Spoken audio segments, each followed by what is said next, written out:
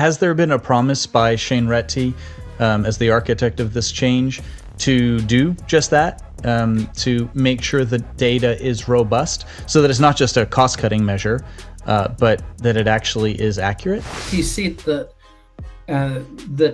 government departments will be asked to collect different data, but we don't know what that looks like. He's also said that there will be surveys, but we don't know the sample size of the surveys. We don't know who will be included, who won't be included, and we don't know the question. I just cannot see, unless we're going to put huge resources into it, how administrative data is going to even equal that inclusion and the consistency. And I think those last two censuses, which have seriously undercounted Māori and Pacifica, is going to be compounded by the move.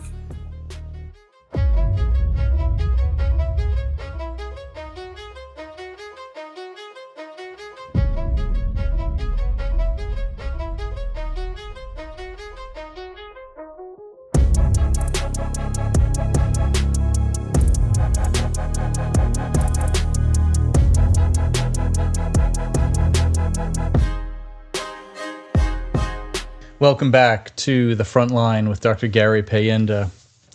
Today we're going to be talking with Dr. Paul Spoonley. He's the Distinguished Professor Emeritus at Massey University. He is a geographer and a sociologist with a lifetime's experience, and he's going to be talking us today about the census. So as you know, Shane Reti has announced that the traditional census, the census that we know and love and that's been around for a century or more, is no longer. With the next census, it will be what's called an administrative census, which means there won't be the door-to-door collection of census data from every household. What will happen now is just a culling of online records, things like driver's licenses and other bureaucratic databases, to figure out where people have moved, who's come in, who's left, who's alive, who's not. And I think quite importantly, to determine where every dollar of tax money collected will be going.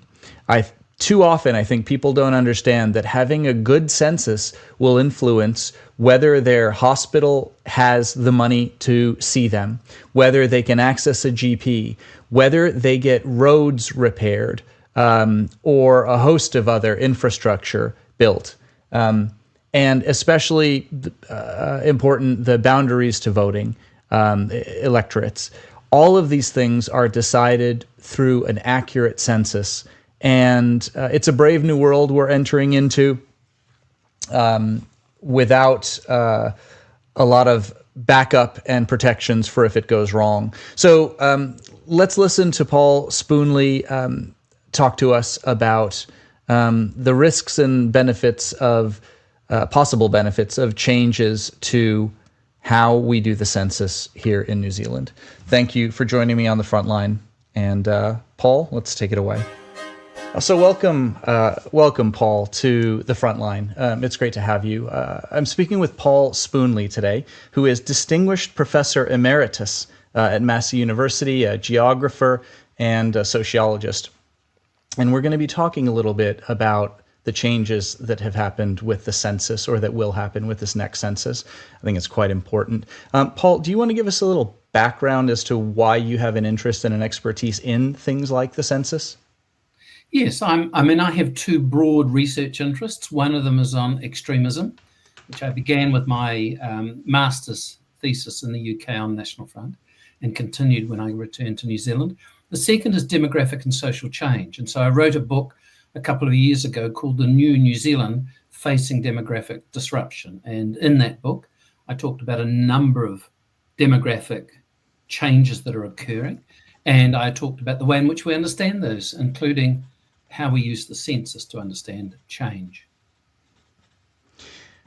What kind of demographic disruption are we facing, and how does having an accurate census impact that? Yeah, so the demographic disruption is huge. It really began in New Zealand in 2010 when the first of the baby boomers, those born between 1945 and 64, reached the age of 65. And then in 2013, as we emerged from the global financial crisis, we began to see very significant inflows of migrants coming to New Zealand. And then a couple of years later, we saw sub-replacement fertility. So 2.1 births per woman is replacement fertility over their lifetime. And we went sub-replacement, and now we're down at, it bobbles around a wee bit, but about 1.53, 1.58 births per woman. So the combination of those is that we're seeing a rapidly aging society. I grew up in the 50s and 60s as a baby boomer, where 8% were aged over 65. It's 18% now. It'll reach 25% in a couple of decades. We're seeing declining fertility. Stats New Zealand expect it to stay around that 1.53, 1.58. I think it'll go down, as most of Europe is, down 1.2, 1.3 births. So about half of the births you need to replace an existing population. We've also got a rather interesting concentration that's occurring. 2 years ago, we grew as a country at 2.8% annual population growth, and 2.4% of that came from net migration.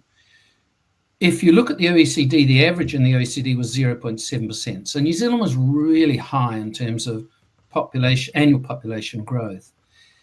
And all of that begs the question of, if we're facing significant demographic disruption, as I've called it in the title to the book, how do we know? How do we know what's happening? And the census is our only mechanism for understanding New Zealand as a whole. We ask literally 99%. I've got to admit that the last two censuses were not particularly, didn't have a particularly high response rate, but we essentially asked 99% of the population the same series of questions. And we've done it since 1851. So it's, the census has changed a lot over that time, but New Zealand was quite early in the adoption of both technology and data collection, in this case via the census. So it came as a real surprise that this government have chosen not to continue with the census, largely on financial grounds. So it's extremely disappointing. I don't know how we're going to make up for the gaps, the data gaps. So as I understand it, there are a handful of countries that are still using the traditional census, right? The UK, the United States, Australia, New Zealand would be the big ones. Many of the OECD nations have, Canada, many of the OECD nations have moved towards this administrative census, which seems to be sort of a bureaucratic head count, using things like your driver's license numbers, passport registrations, maybe even utility bills. How does that work exactly, and how will we not miss significant numbers of either migrants or just Maori, underprivileged people? How do you, at the margins of society, if you don't have a driver's license, if you're not sort of in the bureaucracy, how does that work for counting you accurately and representing you in government? Indeed. And so if we take Sweden as an example of that Northern European model, what they do is they have a unique identifier. So you, Gary, would have a number, and that number is then linked to a whole lot of administrative data. The problem is that in New Zealand, government departments collect data, and some of them quite good data, but it's not consistent. So I've just finished a gig with the police commissioner, a 3-year research project called Understanding Policing Delivery. One of the things I encountered with the police was that they don't collect ethnic data particularly well. So some bits of the police will collect ethnic identification data, iwi data, hapu data, but other parts don't at all. There's no consistency. And the problem is that the police collect that data for their purposes. So it's not a whole of government data collection exercise. So I would suggest that our government departments are actually quite poor at data collection and data management. If we go back to the Sweden example, what they do is they identify those gaps, and they also want to make sure that the data is up to date.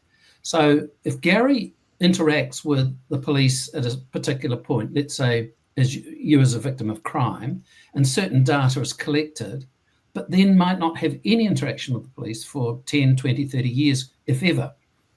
So it's really quite idiosyncratic in terms of who interacts with government departments and the sort of data they collect. So there's no consistency across the government sector in terms of, if I go back to the ethnicity, how you collect ethnic data. The Swedes identify those issues and then work very hard to make sure that data is consistent across the government sector, that it's up to date, that it's linked appropriately. So there's a very big data collection and management exercise, which is done centrally to make sure that administrative data covers as much of the population as possible. Has there been a promise by Shane Retty, as the architect of this change, to do just that, to make sure the data is robust, so that it's not just a cost-cutting measure, but that it actually is accurate, the census of ours? He has. He said that that government departments will be asked to collect different data, but we don't know what that looks like. He's also said that there will be surveys, but we don't know the sample size of the surveys. We don't know who will be included, who won't be included, and we don't know the questions. So yes, there are major data gaps. Yes, the minister has said he will try and rectify those. But I can't see, in terms of how we manage data at a government level at the moment, we are going to do a particularly good exercise at trying to rectify both the inclusion of people, but also the consistency. And the third one, I would say, is being up to date, because if you interact with government departments, or you might not, then you won't have data collected about you. So you used the word before about margins, and that's exactly the last two censuses. In 2018, we went with digital collection. It was untested and it didn't work. In the 2023 census, again, I don't think there were enough people put out in the field, because remember, a census is a social engagement exercise. It's about going to Gary and his household, presenting a census form, explaining what it is for, and then going back to either collect it or to help Gary and the family fill it in. So it's actually a major form of government interaction, which doesn't occur anywhere else in that form in our society. And I just cannot see, unless we're going to put huge resources into it, how administrative data is going to even equal that inclusion and the consistency. And I think those last two censuses, which have seriously undercounted Māori and Pacifica, is going to be compounded by the move. I was going to ask, from if one wants to be cynical, you see many right-leaning governments throughout the world seeking to, again, marginalize voices. So the last thing they ever want is more young people voting, more minorities voting. You try to gerrymander districts. You make it as hard as possible to vote. You make it unachievable for people to do it easily. And I wonder if shifting how you do the census could also potentially, again, because if it's the marginalized communities that miss out, the risk then is that when it comes time to divvying out government aid, or even not even aid, but just resources like classrooms for school children, funding for hospitals, it seems like essentially the marginalized will be the first groups to cop it. So if there is a problem with this quote unquote administrative census, so the getting rid of our traditional census, which are the communities that are the most likely to not be counted? Can you predict them now? Yes, absolutely. Maori Pacifica, low income, low decile communities, and rural regional communities. So if you think about a survey, let's take the Household Labour Force survey, which is 40,000 households, or has been. If you think about the communities adjacent to you, for example, then is Kaitaia going to be included? If you think about where the numbers are, it might be included, but it might only be a handful of residents in Kaitaia who are going to be surveyed. So there's real issues around that inclusivity of the population. And if I can give two examples, we use population-based material to allocate health funding through DHBs. If that data does not include high-need communities, then there is no reason to consider those high-need communities in your data allocation, because you don't have, in terms of your resource allocation, because you don't have data. I don't know, the second one, I don't know how we're going to draw electorate boundaries. The census was the exercise by which we would then subsequently draw boundaries, looking at population growth, population stagnation, perhaps population decline. So I've just got huge questions about where we get the data at a micro level that tells us what's happening in our communities in every part of the country. Now, this government has passed a lot of laws under urgency.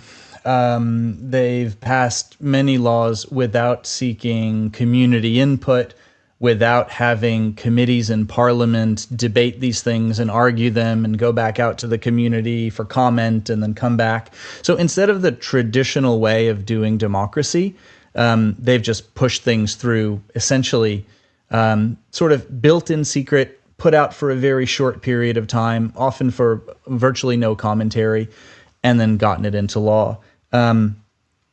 Has there been a robust vetting of this decision? So the first I read about it was in a newspaper maybe a week ago.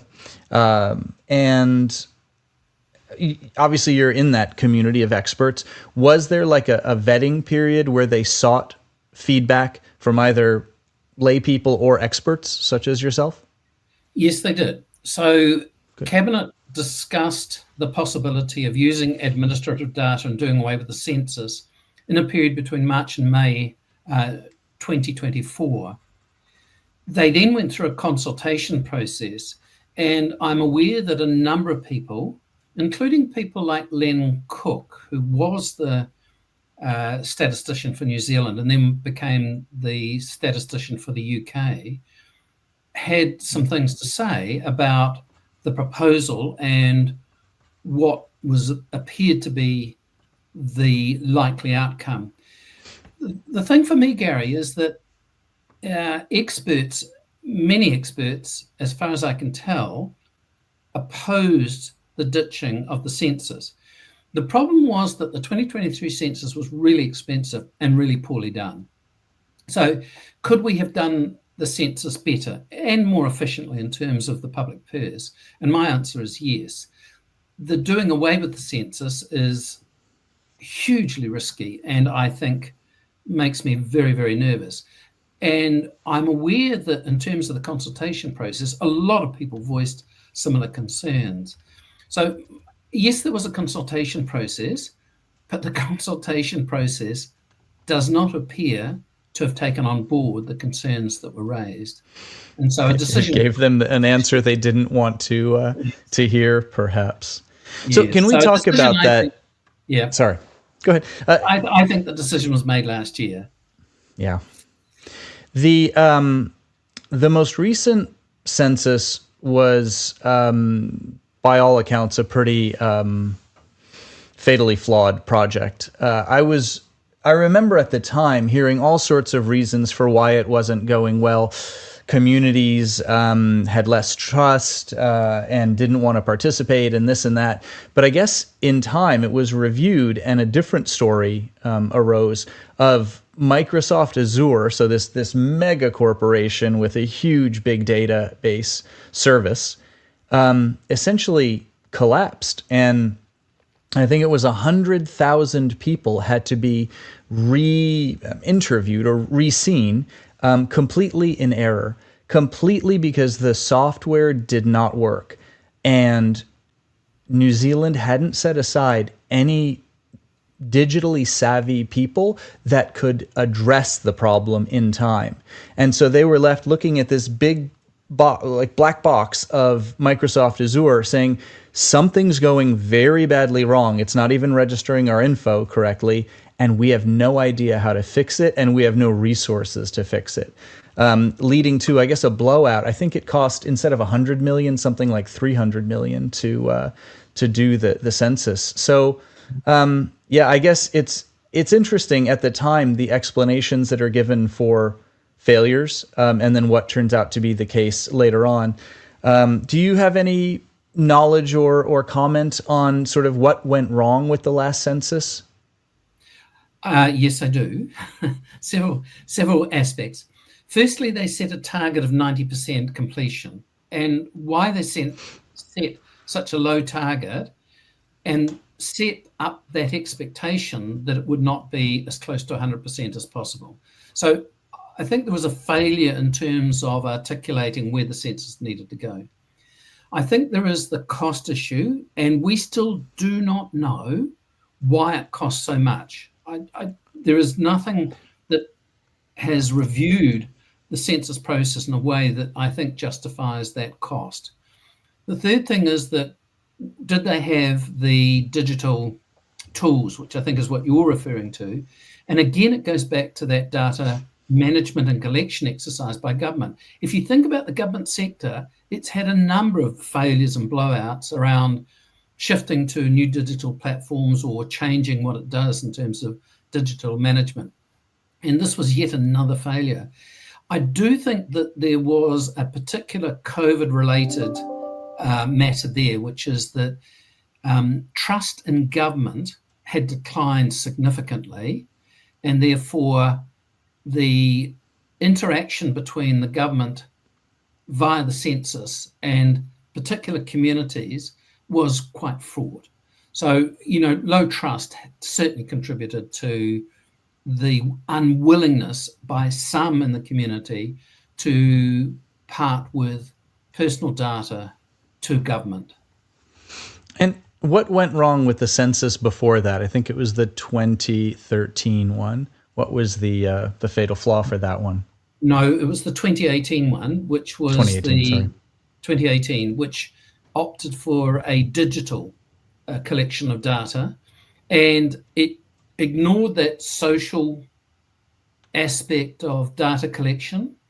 It really did not anticipate the willingness of New Zealanders to participate in a census via a digital format. And of course, there were those people who were part of the digital, non-digital world who were simply not captured. So it had huge gaps. And in terms of cost, I think there was a big blowout as well. I was looking at some numbers in the UK. They talk about sort of traditional censuses costing something on the order of $6, and it might have been per person, and it might have been twice that, tenfold that here. I think $60 per person was some of the math that I was doing, just back of envelope calculation. So, yeah, it's a lot of money. I'm not sure of that, Gary, but what I do know is that the per capita cost of the 2023 census was double the cost of the 2018 census. And we don't know why. I mean, we don't know. I mean, Stats New Zealand went back to the government several times to ask for additional money. But as I've indicated, there really is no detailed justification for the costs of the 2023 census. That is an issue. And when we compare ourselves to similar countries elsewhere, What is what would a place like Ireland, for example, sort of similar population, how would they be going about the census process? You talked about Sweden a bit ago. What are the things we need to do, whether we do administrative or in-person ones? What do we need to do better? I think we need to engage and justify why we collect data. So it's not about me accessing personal data as a researcher or the government accessing that personal data. It is the aggregation of that data and what it tells us about life in New Zealand. So the administrative data will not tell us very much about households or families. It won't tell us about well-being. So there are some significant issues that are not there. And what the census should do, and what is done elsewhere, is actually engage with people at a personal level to justify and explain the census, but also encourage their participation. And when you've got a hands-off digital format, as we've seen in 18 and then again in 23, it feels impersonal, it feels intrusive, it feels as though the government is not paying sufficient attention to the diversity of New Zealand and how we need to manage the relations between government and communities via a census. So I just think that part of the loss in trust, some of it associated with COVID, has been the mismanagement of the last two censuses as well. It's sort of a vicious circle, though, because if it becomes a box ticking exercise and people don't understand that this census is how you ensure your local public hospital gets enough money to treat people like you, or house people in your community, or provide police to your community, then you're going to have an erosion of those public services in that very community, and it'll become a self-fulfilling prophecy. So, yeah, it's sort of downward spiral. A bit scary. It is scary. I'm just really nervous about this decision that the government has taken. Do you think it can be reversed if it does go badly? If we do have a bad go of it, can it be reclaimed? If you listen to the minister, he is talking about 2028 to 2030. So will we have good administrative data that tells us what the country looks like in 2028 or 2030? It almost gets beyond the point of no return. And so you've now broken the cycle of a 5-year census. There's only been 3 occasions when we haven't had a census, right. One depression, one war, and the Christchurch earthquake. Wow. And they had to put the earthquake on. So you're breaking that continuity. You're breaking the data that's available to you every 5 years in terms of making huge political and policy decisions for this country. It does feel as though it is beyond the point of no return in some respects. I guess we'll only see how good or bad it is after the fact, when it's a bit too late. But yeah, it's incredible that we've done this so forcefully and in a way so suddenly, without putting a whole host of stopgap measures behind it to assure that it's a representative sample and all of it. Now, can you comment for a second on AI and big data and all of the things that a corporation like Google might know about us? Does an administrative census leverage that privately held data to give us up-to-the-minute understanding of who is moving where and which migrants live here and who needs services there? Would that be a surrogate if we could access that data? I'm not sure of the answer to that, Gary, because the minister was quite obscure in terms of his answers around some of this. We have been using Google Maps data, which actually tells us a lot. This is Koi2, Sir Peter Gluckman. We're looking at social cohesion, and we've used big data for that purpose. It is really interesting data, and it tells us a lot about New Zealand. So the question for me, arising from your question, is whether we're going to use that, how it's going to be used. Are there safeguards? Are there, because when we collect a census, we've got to answer significant ethical I guess, moral and statistical questions. So we've just done an exercise looking at Auckland, and we can go down to census area units, which are quite intimate. But when we get to that level, we can't identify let's say, in a particular part of Whangarei that there's an American doctor and his wife, because that would be a breach of personal information. So what are those data protection, privacy protection elements in terms of that? And I just don't know how some of the big data that we see being collected in terms of platforms then meshes with government data collection, in this case, administrative data collection, and whether that's going to be used. So I don't know the answer, but again, I have concerns about how that's going to be done. The word that leaps to my mind is that these are rash and irresponsible decisions being made when they have such big impacts. But I guess we'll see what happens.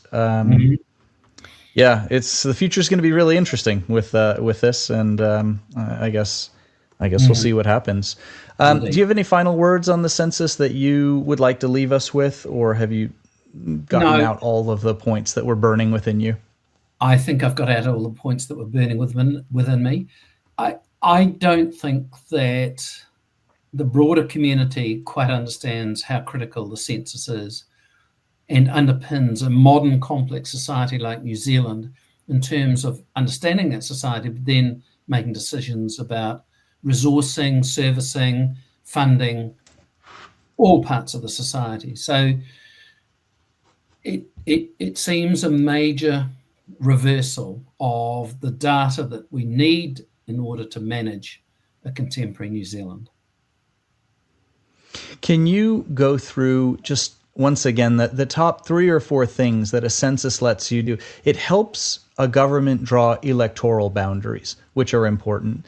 It helps allocate public hospital and GP funding. What are some other things where should we be looking to see if things are being misallocated or going wrong in the future? Well, those are 2 of them, but what are some others? You've mentioned health, but it relates to all the major government portfolios. So justice, education, health, of course, and MSD, in terms of providing the underlying statistics that allows the apportionment of resources to particular parts of, or government departments in the first instance, and then to particular activities of those government departments.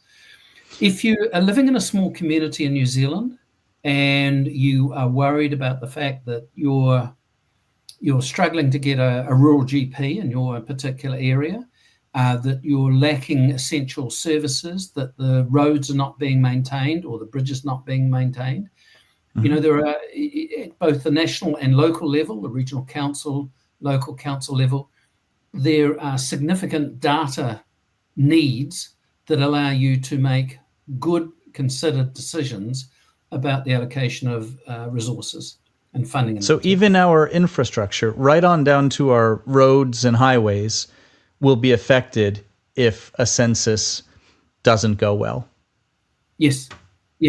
So it does not, it impacts on every aspect of life in New Zealand, public and private life, in terms of the support and resourcing that those decisions need to be made. And if you don't have data to underpin them, how do you prioritize? How do you allocate appropriately? And we have used population data measures to make those decisions in everything from infrastructure through to areas that you work in, such as health. That's heavy. Very good. Thank you, Dr. Paul Spoonley, for a bit of an education on how important an accurate census really is for any country. Thank you, Gary. Thank you.